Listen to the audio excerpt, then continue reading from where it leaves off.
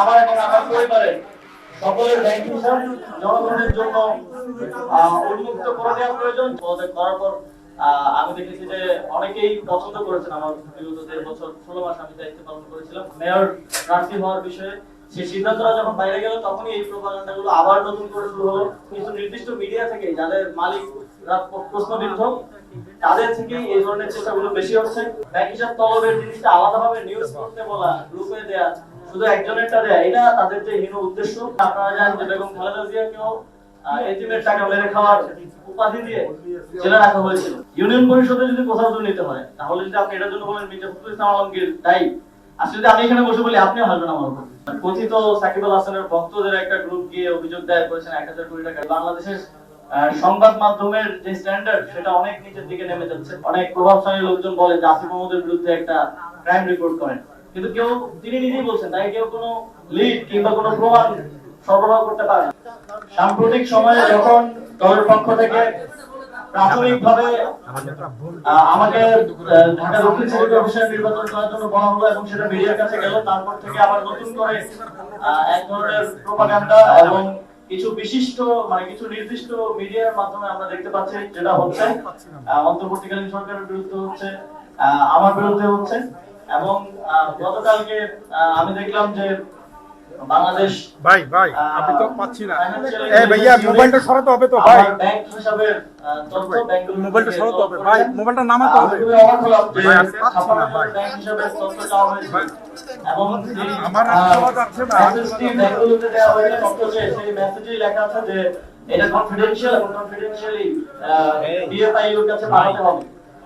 ওকে BFI এর যে official সাংবাদিকদের গ্রুপ, সেখানে তারা সেই কনফিডেন্সিয়াল ইনফরমেশনটা তারা নিজেরাই পাবলিক করলেন। আমি মনে করি একজন নাগরিক হিসেবে এটা একজন নাগরিকের প্রাইভেসি নষ্ট করা, এবং এটা আপনারা যদি অনুসন্ধান করতে চান অনুসন্ধান করেন। আপনারা এটা আলাদাভাবে 56 জনেরটা না দিয়ে 55 জনেরটা না দিয়ে আমারটা আলাদাভাবে সাংবাদিকদের গ্রুপে দিয়ে প্রচার করতে বলাটা আপনাদের যে হীন উদ্দেশ্য সেটাকেই প্রকাশ করে। সুতরাং শুধু অনুসন্ধানের বাইরেও আপনাদের এক ধরনের উদ্দেশ্য আছে, সেটা স্পষ্ট। যাই হোক, আমি সেই জায়গা থেকে আমি মনে করলাম যে ইতিমধ্যেই আমি যখন সরকার থেকে মন্ত্রী পরিষদ বিভাগের কাছে আমার আয় ও সম্পদের সম্পূর্ণ বিবরণী আমি পেশ করে এসেছি, এবং তারপরেও যেহেতু আবার এগুলো নিয়ে কথা উঠলো এবং চেষ্টা করা হচ্ছে, তখন আমি মনে করলাম যে আমার ব্যাংক হিসাব এবং আমার পরিবারের সকলের ব্যাংক হিসাব জনগণের জন্য উন্মুক্ত করে দেওয়া প্রয়োজন, যাতে করে এই বিষয়গুলো নিয়ে কেউ কোনো ধরনের বিভ্রান্তি তৈরি করতে না পারে। আমি গতকালকে যদি বলেছিলাম যে আমি আমার ব্যাংক অ্যাকাউন্টের স্টেটমেন্ট পাবলিশ করবো, কিন্তু পরবর্তীতে ভাবলাম যে আমার পরিবারের সকলের ব্যাংক অ্যাকাউন্টের হিসাব সহ উন্মুক্ত করে, যাতে এই বিষয়গুলো নিয়ে আর কোনো প্রশ্ন অবশিষ্ট না থাকে। আমি তো আমার ফ্যামিলির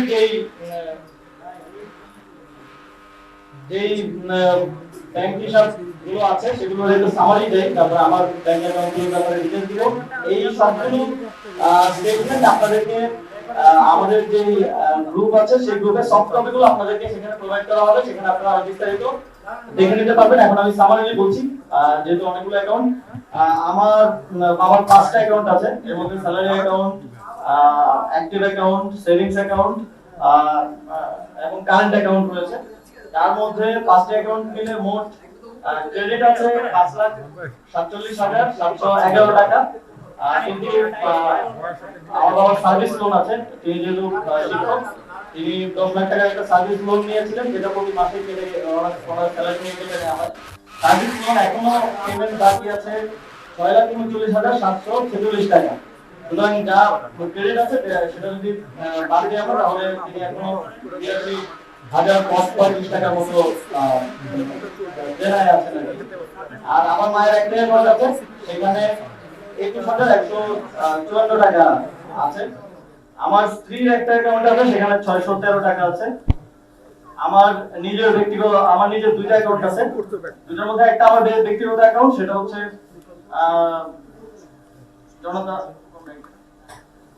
সোনালী ব্যাংকে, সেটাতে এটা হচ্ছে সেভিংস অ্যাকাউন্ট, এটাতে 9,930 টাকা আছে।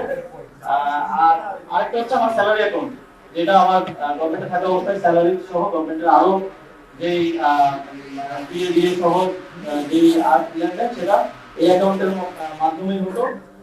এই অ্যাকাউন্টে আমি তো ডিটেইলস বলতে আমি 16 মাস দায়িত্বে ছিলাম। 16 মাসের স্যালারি 1,65,000 করে ধরে স্যালারি এবং ভাতা সহ এর আশেপাশে কম বেশি করেছিল। এবং আমি 5টি বিদেশ সফরে গিয়েছিলাম। বিদেশ সফরের যে PADA বিল সরকারের পক্ষ থেকে দেয় আপনারা জানেন, সেটাও এই অ্যাকাউন্টে এসেছে। সেটা করে 4-5 লাখ 6 লাখ টাকা করে হবে 5টি বিদেশ সফরে। এর বাইরেও দেশের সরকার থেকে আরো বিভিন্ন খাতে বিভিন্ন যে ভাতা সব মিলিয়ে এই অ্যাকাউন্টে গত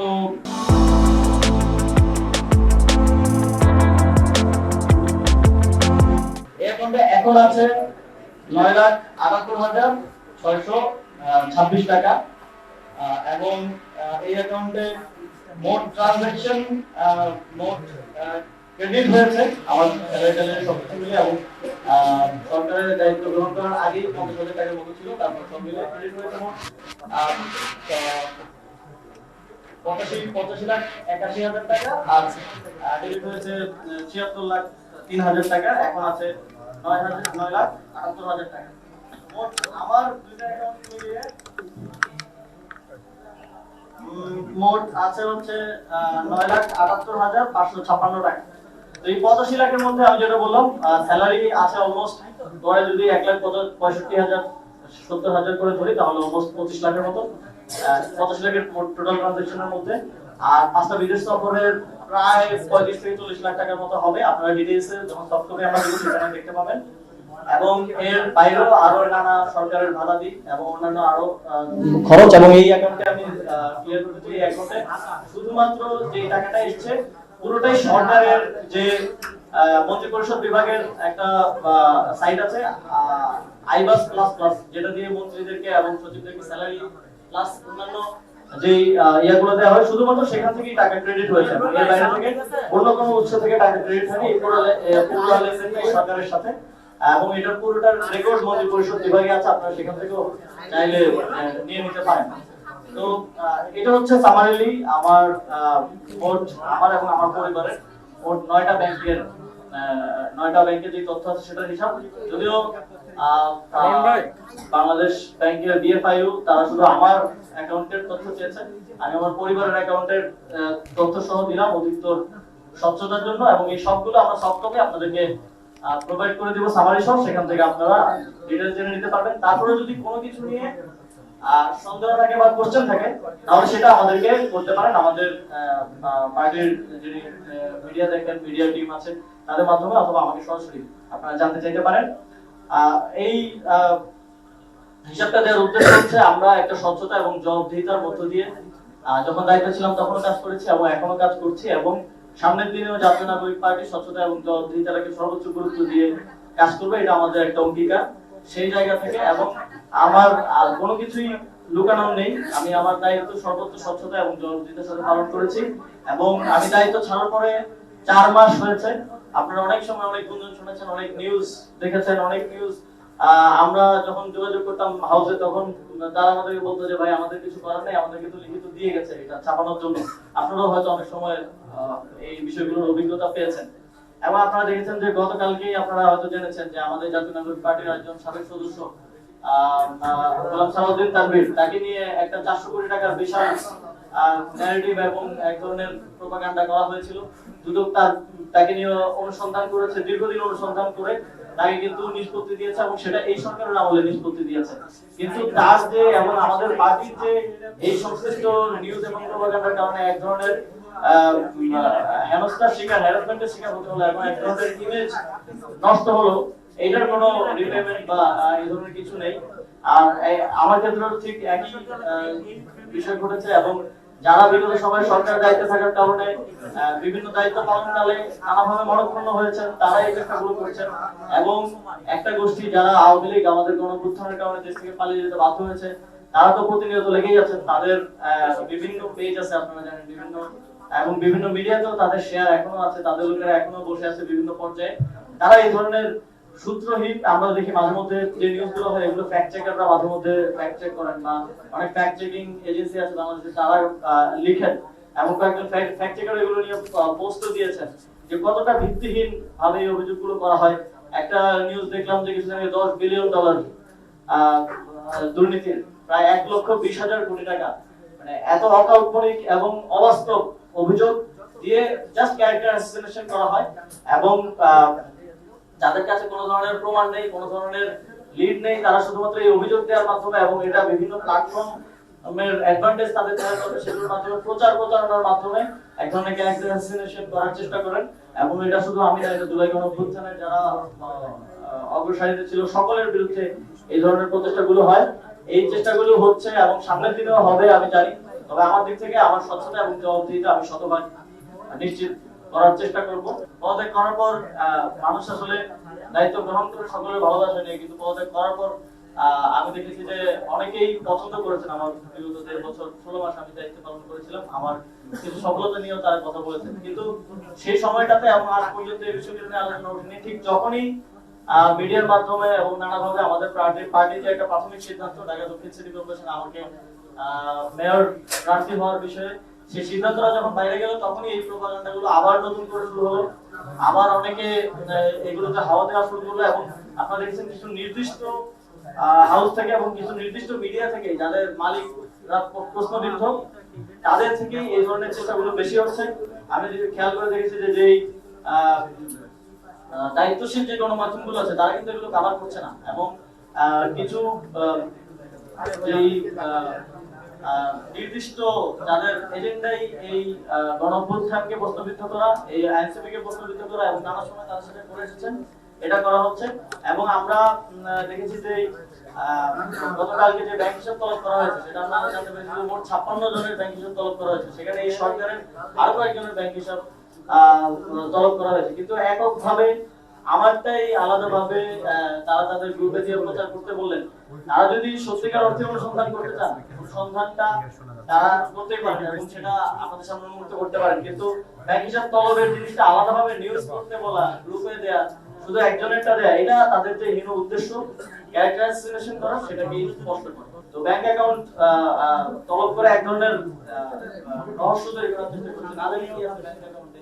সেজন্য আমি আজকের মধ্যেই 9টা ব্যাংকের স্টেটমেন্ট আমার পুরো ফ্যামিলির, আমি আজকে সারাদিন এটা কালেক্ট করেছি। আমার ফ্যামিলির লোকজন তারা নিজেরা গিয়ে কালেক্ট করে নিয়ে এসেছেন। আমি পুরো বাংলাদেশের জনগণের সামনে পরিষ্কার করে দিলাম, যাতে করে কোনো সন্দেহ না থাকে। আমার কাছে গুরুত্বপূর্ণ হচ্ছে আমার দেশের মানুষ, যাদের জন্য আমরা জুলাই গণঅভ্যুত্থান করেছি, যাদের জন্য আমরা দেশের জন্য কাজ করার জন্য রাজনীতিতে জড়িয়েছি, তাদের কাছে পরিষ্কার থাকা। কোন রাজনৈতিক উদ্দেশ্য প্রণোদিত ভাবে কিংবা কোন মিডিয়া বা কোন এস্টাবলিশমেন্ট কি করছে, তাদের কাছে পরিষ্কার হওয়ার থেকে আমার কাছে বেশি গুরুত্বপূর্ণ আমার মানুষের কাছে ক্লিয়ার থাকা। এবং বাংলাদেশের মানুষ এগুলো খুব ভালো করে জানে যে কিভাবে ন্যারেটিভ বিল্ডিং করা হয় বাংলাদেশে।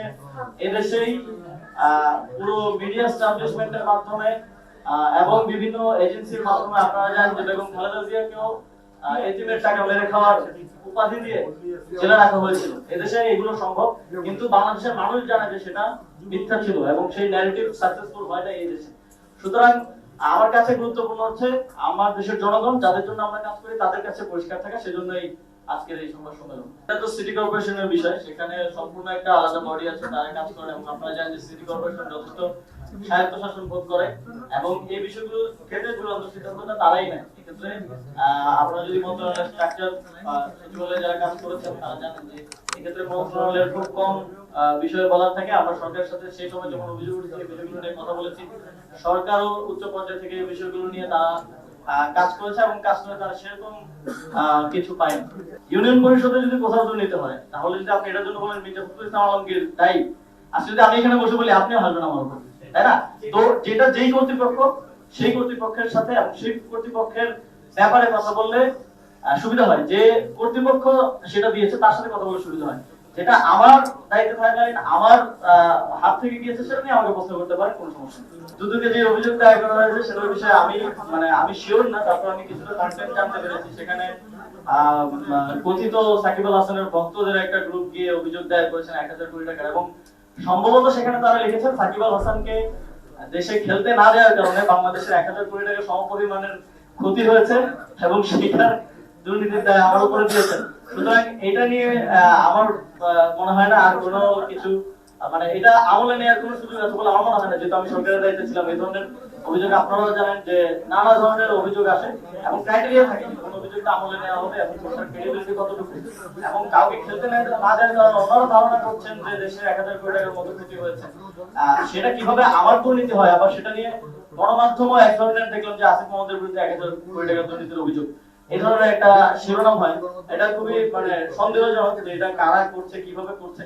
এবং আমার আপনাদের প্রতি আহ্বান থাকবে, আপনারা তো মাঠ পর্যায়ে কাজ করেন, বিশেষ করে আপনাদের হাউসে যারা নীতি নির্ধারক আছেন তাদের প্রতি আহ্বান থাকবে, সংবাদপত্রের স্বাধীনতার জন্য আমরা সবসময় কথা বলেছি, কিন্তু একই সাথে সংবাদপত্রকে দায়িত্বশীল হতে হবে। একটা নিউজ করার ক্ষেত্রে ক্রেডিবিলিটি কতটুকু আছে এবং সেটাতে দুই পক্ষের কথাই শোনা হচ্ছে কিনা এই বিষয়গুলো নিশ্চিত করা প্রয়োজন। আমরা যখন দেখি আমাদের যারা ফ্রিল্যান্সার ফ্যাক্ট চেকাররা আছেন তারা সমানে সংবাদ মাধ্যমের বিরুদ্ধে কথা বলতে বাধ্য হন যে সংবাদ মাধ্যমের এই নিউজগুলোর কোনো ক্রেডিবিলিটি নেই, হাওয়া থেকে বা সূত্র মতে বা হচ্ছে গোপন সূত্রে এই ধরনের নাম দিয়ে এবং দ্বিতীয় পক্ষের কোনো বক্তব্য না নিয়ে নিউজ করা হয়, তখন আমাদেরও কষ্ট লাগে যে বাংলাদেশের সংবাদ মাধ্যমের যে স্ট্যান্ডার্ড সেটা অনেক নিচের দিকে নেমে যাচ্ছে।